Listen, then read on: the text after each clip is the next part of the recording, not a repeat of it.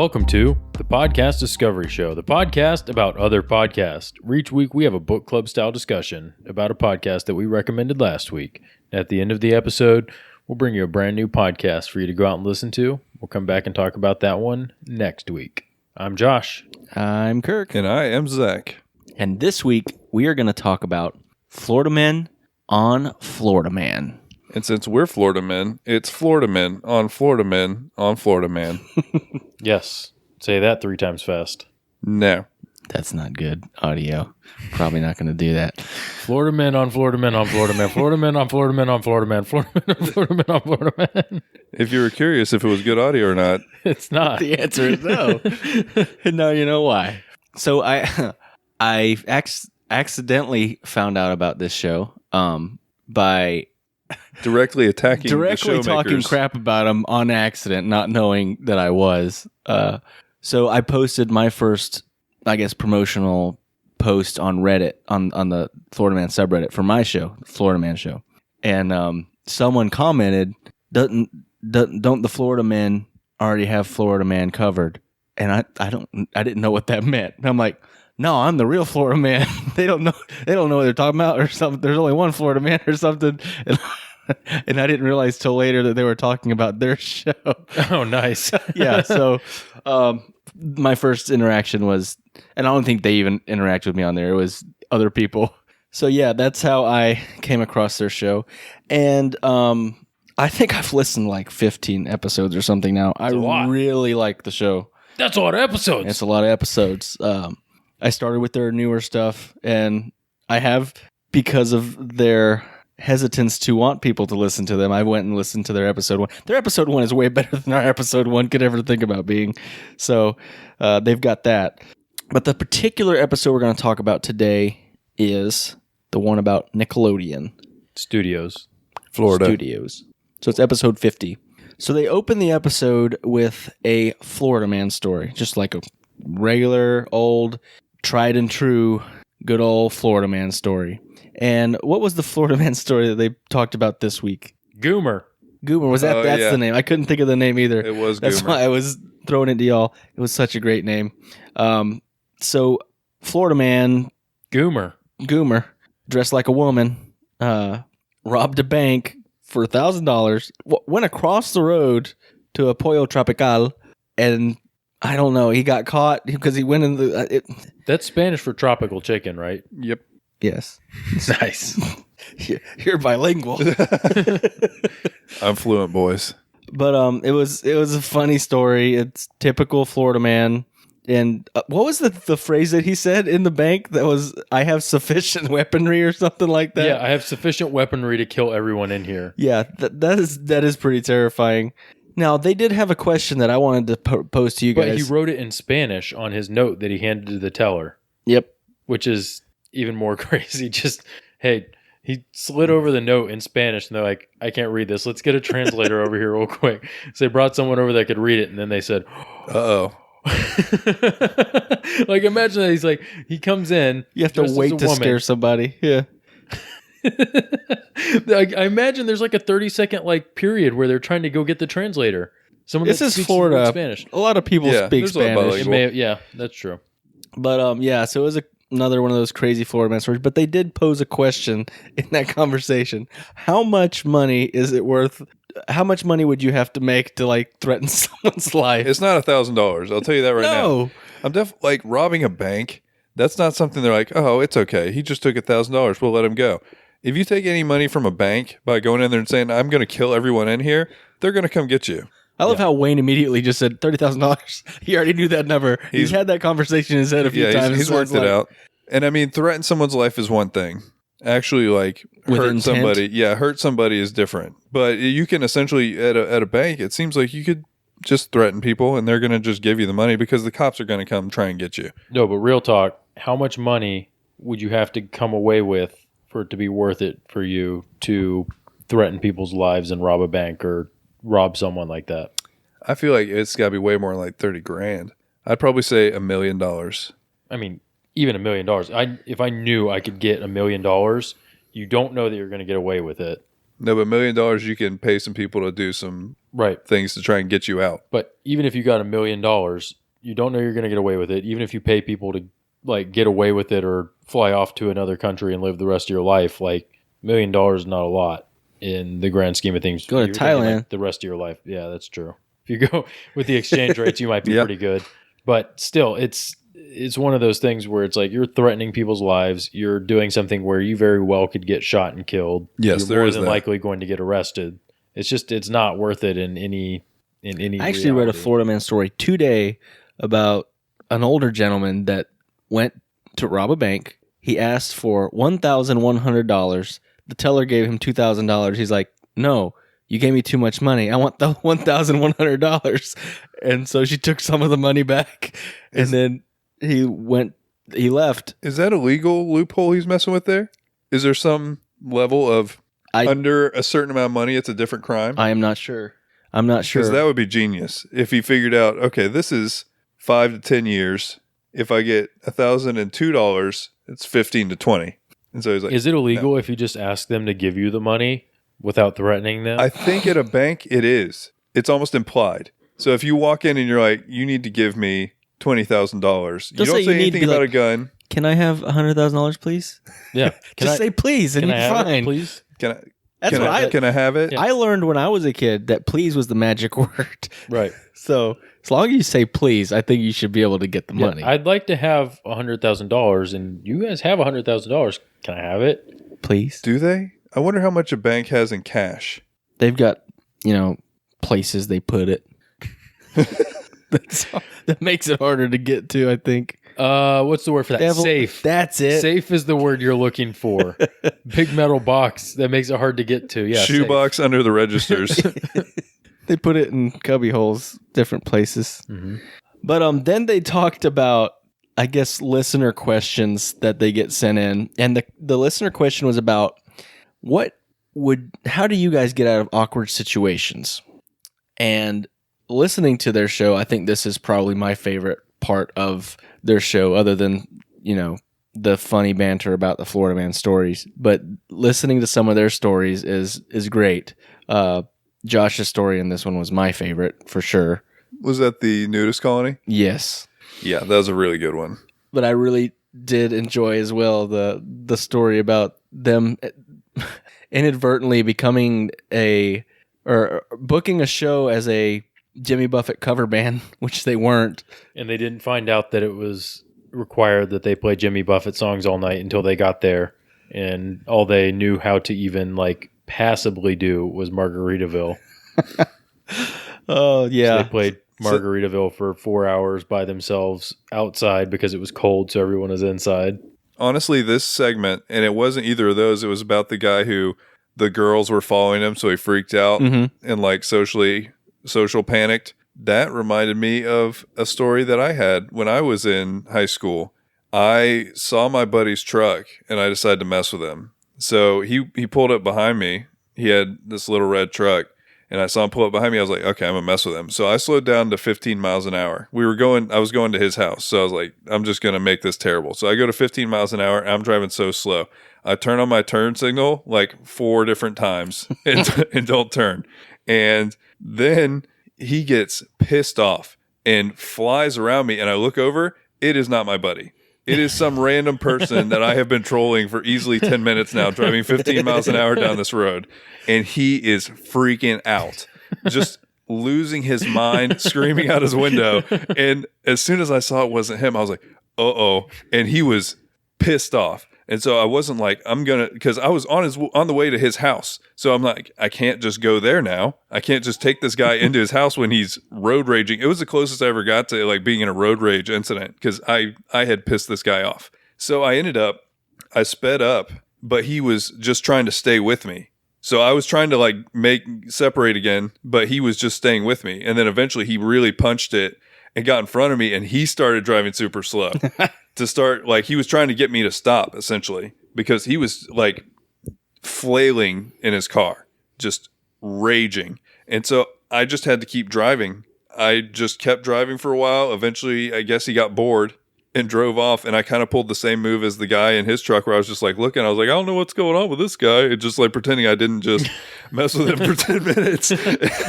But eventually he just turned. I was like, oh, God. So I turned around and went to his house. And I never did any kind of road pranks anymore. Road pranks. Yeah. Never a good idea. Don't do them. No, don't do them. I'm going to have to teach my son that before he gets a car because I did too many of those. And we're lucky we're still alive today. Yeah. Yeah, I've been trying to think of a great awkward story. There's so many awkward scenarios that I've been in, but most of them don't really make for good stories. I asked a woman once when she was due and she wasn't pregnant. So give us a play-by-play. How did this go? Is this a woman you knew? Yeah, I was a youth pastor at the time, and I was teaching her kids for like a long time, and she wasn't just chubby; it was like perfectly round, like she was pregnant. It was I felt like I was completely safe asking, and I was not. So I learned that day to never ask. What did you ask her? Like how? Like give us the play-by-play. What did you ask her? I don't think I asked her. I asked the kids. I'm like, when's your mom having? No, I think I asked if it was a boy or a girl. Just straight to, oh, is it a boy or a girl? How are you decorating? Like, what are you talking about? I'm like, your mom, when is she having the baby? Is it a boy or a girl? And they're like, she's not pregnant. I'm like, oh my God. All right, time to talk about something else. You want to play Halo? At least it wasn't her. Oh. Yeah, no, I think that's the way it went. Yeah, I asked her kids who were in my class, which was fine. I mean, we goofed around all the time anyway. I know for a fact they went home and said, Mommy, Pastor Kirk probably asked when you were pregnant. Probably. When you're due. Is it a boy or a girl? That was probably, yeah, and I didn't, you just avoid it. You act like it didn't happen. No, that wasn't me. That was someone else. So I'm ordering some pizza, guys. We're going to have a pizza party now. What about you, Josh? You got any weird, awkward situations that you've been through? I was meeting with a guy the other day, and on his phone, the background of his phone was a dog. So I said, oh, is that your dog? What's her name? And he's like, yeah, it was, I forget what he said, but he's like, yeah, she passed away 6 months ago. So thanks for bringing that up. That's real awkward. That's really awkward because of that reaction. It was on his phone, right? Yeah, he made a joke about it, but I was like, oh. I could say, how did you get out of that one? So he made it obvious that it was a joke and he wasn't being a jerk about it. It was on his background. Yeah. It's like, thanks for bringing that up. You look at it every time you open your phone. But yeah, it's a pretty bad one. Because I was trying to like make small talk, and it's like, hey, tell me about your dead dog. Small talk's the worst. Yeah, but Josh's story about having to fix a golf cart at a nudist colony, camp, whatever, was one of the best stories I've heard in a really long time. It's one of the most Florida things I've heard in a long time, too. Had golf carts, had palm fronds, had... Nudist colonies. We have more nudist colonies here probably than anywhere else other than maybe California. It's nice and temperate. Yeah, I was going to say, because it's warm. Yeah. It's a nice place to be naked. And something they mentioned, and I'd never thought about this, a nudist colony... It's pointless unless you're outside. So he's like, everyone's like outside, just like running around, like playing volleyball. And he's like, it's like I walked into a sports authority. Oh, it was so good. And it did sound like a really cool, this is where I want to go retire when I'm old and don't care about anything. And I just want to be naked all the time. That's where I'm going to go. And that's go to Sunny Hills. And that's why I don't want to go to Sunny Hills. Don't let your dreams be dreams. You don't have to wait till you retire. And I love how the fix that he had to do was there was a palm frond stuck under the cart. Like, dude, just reach down there and pull out the palm frond.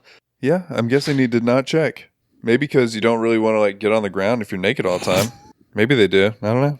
I mean, if I were naked, I don't want to crawl around on hot asphalt and dig around under my golf cart butt naked. That's what I'm saying.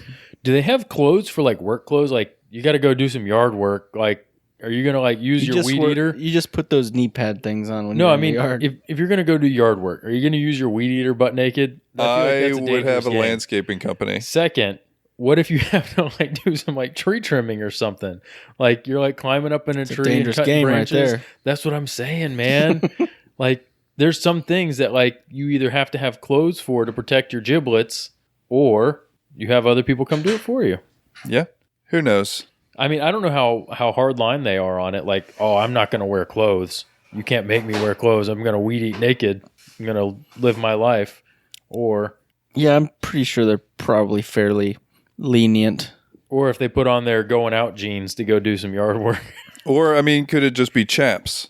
Could they just put on chaps for weed eating? And then it's not full commitment to, I'm going to be clothed now, but it does have some protective things going on. Keep your tan on your buns going and protect the front half, and you're good to go. Just a jock strap. That's it. That works too. Yeah. But the awkward situation in the story was the best. Oh, it was really good. So if you haven't listened to the episode, first of all, you need to go listen to it. But if you haven't, he's at this nudist colony fixing a golf cart. He's under the golf cart, and the guy that he's fixing it for, who is naked, is standing right there. And apparently he was a very talkative guy. And he hears the guy ask, "Hey, buddy, where's your mom?" And he's like, "That's real weird.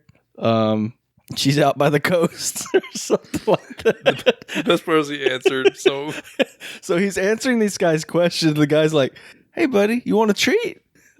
I got one in my pocket." And he was describing like furiously cutting at the palm frond and like just ripping on it and hurting himself because he needed to get out of that situation so bad. So I just imagined his panic underneath the golf cart. Yeah, it's a great story. And then he comes out from under the golf cart, and the guy is holding a dog, and it was a neighbor's dog, and he was asking the dog where his mom was, like the owner, and asked if he wanted a treat. And the guy, and Josh said he was talking to him the whole time. And oh man, such a good story. And that brings us to probably my favorite part of this episode is when they actually talk about Nickelodeon Studios. And growing up in Florida, like we never went out there and did that. We saw it when we went to Universal, but we never did the Nickelodeon Studios thing. No. But I remember watching all of the Nickelodeon Studio shows religiously as a kid. I loved all of those. We would come home from school and we would watch Global Guts. We would watch What Would You Do? Family Double Dare, all of those. Just Legends the classics. of the Hidden Temple. That was my least favorite.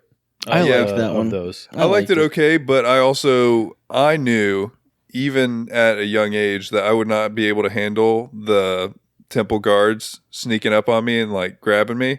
They did look terrifying. Well, and they hide. So I had this like in my imagination, I'm going through all these tunnels and then somebody just like pops out of a wall. It would have freaked me out. And I accepted that even as a child. But yeah, it probably was my least favorite as far as, I want to be on that show. What I wanted to be on was Double Dare. The dumbest thing about Legends of the Legends of the Hidden Temple was the dumbest one because they would make you go through like 4 rounds of like intense challenges against other teams. And then finally you get to the finale and you get to do this giant maze and you're running around. And then these giant dudes just pop out and like grab you and then the game's over and you lose. Well, and that happened. You could win like these weird medallions that if you could give them a half of a medallion right. and they would leave you alone. You could keep going or whatever. But I remember watching that like 90% of the episodes the kids lost. Yeah. It was only like 10% a punishing of the game. time. It was only 10% of the time someone actually won Legends of the Hidden Temple, and then you won like a Huffy bike, and that's it. And it's not like a vacation. It's not all this crazy stuff. You get like a Huffy bike. And what's crazy is you're not even just working against the temple guards. You're against a clock too. Like and you're against that death puzzle. There's those weird puzzles. The 4-piece monkey puzzle. That one's the one that would make me mad every time I watched it. I'm like, come on, there's 4 pieces. It's like a pyramid. The bigger piece goes on the bottom. Figure it out. Yeah, that one would always make me mad. You don't know the anatomical structure of a monkey? Come on, kid. Feet at the bottom, head on top. Yep, that's it. Yeah, it's not too complicated. But the one that I always was like, I want to be on that show was Double Dare. And that's why I mentioned on an episode a long time ago, but I definitely wrote a letter to Mark Summers saying, I love your content, man. I appreciate you. It wasn't. I love your content. It was more. Mark Summers, I love your content. It was more just like, I love Family Double Dare, and I want to come down there and watch an episode, but that beautiful bastard never wrote me back. Him and that nice, beautiful hair. So I actually did go to the studios a few times, like as a kid when we would go to Universal, and I do remember seeing them do a show, but I don't think it was like a televised show. I think it was, you know how you can do like a tour, and they showed you what it would be like if you were on at the show.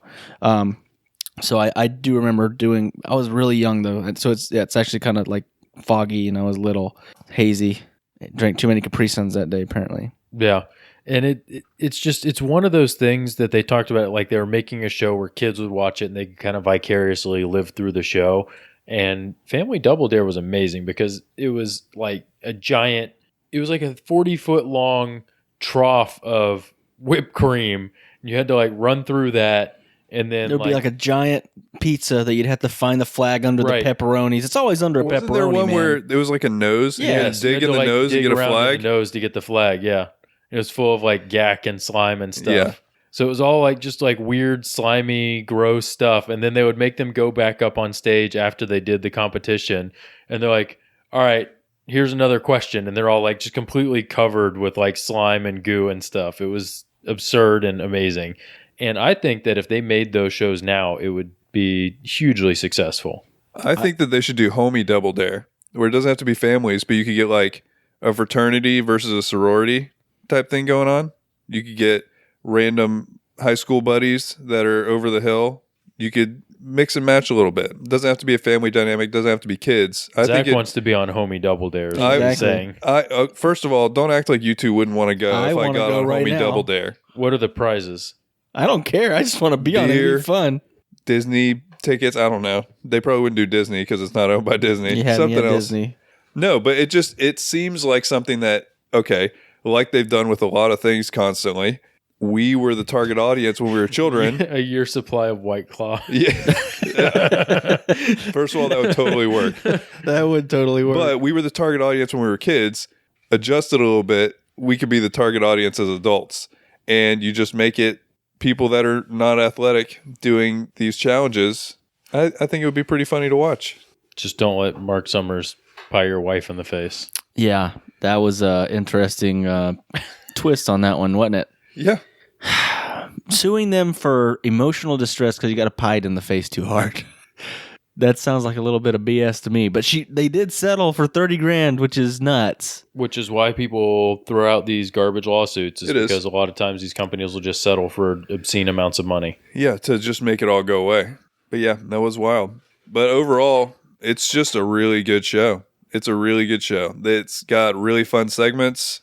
We relate to them on a very personal level. I feel like we would have been friends with them had we known them in real life, and we were so close. Yeah, based on a lot of their other stories on some of their other episodes, they sound like they were a lot like us. They went to a small Christian school like we did, so there was a lot of lackadaisical rules, per se. You just kind of did what you wanted to do, got in trouble in goofy areas, goofy ways, because not the same ways that you would if you were in a giant school. No, for example, at a volleyball game one time, we all decided to shave our heads in weird ways. And so during halftime or whatever, we all went to the bathroom. And it was at an away game. Yeah, that's what got us in trouble, is it was somebody else's place. I think they assumed we just got the hair all over the place, but we shaved our heads into a trash can. But we came back out. We got called to the office. We had to write letters to the team and apologize, even though they were all laughing the whole time. But that's the kind of trouble that you get in. Yeah, we had to write to the other school apologizing because they didn't think it was funny. I thought it was pretty funny. One of our friend had the friar tuck. I believe that I have a mohawk or I went straight mullet. Okay, yeah. Shave the sides completely. Gabe went reverse mohawk. I was gonna say, I think I went mohawk and Gabe went reverse mohawk. Yeah, it was I remember that. Yeah, that was fun. It seemed good spirited, but yeah, they didn't like it. There was also one kid that got a detention, and on the detention it wrote, "For calling someone a butthole sucker." Was that one kid you? Nope. No, it wasn't me. Nope. How many? Man, when I first got to that school, I came from public school, and I had so many detentions. I had like one a week at least. I was a regular. I was too. Just part of the experience. And you could get it for everything back then, though. Yeah. Chewing gum, not having your shirt tucked in, not wearing a belt, talking, your hair too long. Yeah, get detention for your hair being too long. Yeah, yeah. If they warned you and you didn't do anything. Good old private school. But yeah, it's a great show. Everyone should go subscribe to Florida Man on Florida Man. They're being a part of a festival here locally, which is awesome. Jimmy Eat World and everybody's going to be there, and it sounds like it's going to be a fun time. wish it was a little bit closer so we could go. But anyway, that brings us to what we're going to do next, which is not recommend the podcast. So it is time for our annual break where we take some time off for the holidays, spend time with the family, recharge, and usually revamp a couple of things with the show, change some formats a little bit, just general improvements to make the show better. And so for the next month and a half or so, we're going to be doing that, working on those things and spending time with the family. And we're going to come back in early 2020, probably first or second week of January, with some new content and new surprises. And we'll probably send out a announcement probably mid to late December, talking about some of those new changes and also a recommendation for our first episode of season 4 of the Podcast Discovery Show. We might do an episode between now and then, like a Christmas one or something like that. We might. And then we will do an episode where, we talk about the things that we're going to change for this upcoming year. We do have a lot of things on the drawing board, a lot of things we want to improve, a lot of things that we're excited to announce. And so we'll do that episode, and then we'll do our first recommendation for next year on that episode. But also keep an eye on our socials. We're going to keep sharing discoveries, and because there's always more to discover, guys. Yeah, we'll be around. Get in touch. And we're going to be working on getting a little bit of merch and stuff put together. So it's going to be a good time, guys. 2020, we're going to kill it. And remember, there's always more to discover.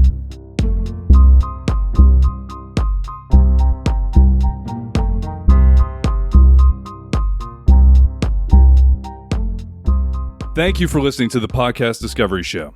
We have a few things we'd like to tell you. First, we would love to hear from you on Twitter at the PDS Official or in our Facebook group, the Podcast Discovery Club. Secondly, leaving a rating or review on iTunes helps tremendously in giving us visibility and also visibility to the podcast that we recommend. You can also check out our Patreon page to get exclusive bloopers, old episode archives, and other exclusive content while supporting the show. Finally, seriously, get in touch. We'd love to hear from you about what you love about podcasts. And thank you for being a part of all of the things that we do. This was a podcast from the Podfix Network. You can check out more shows like it at podfixnetwork.com.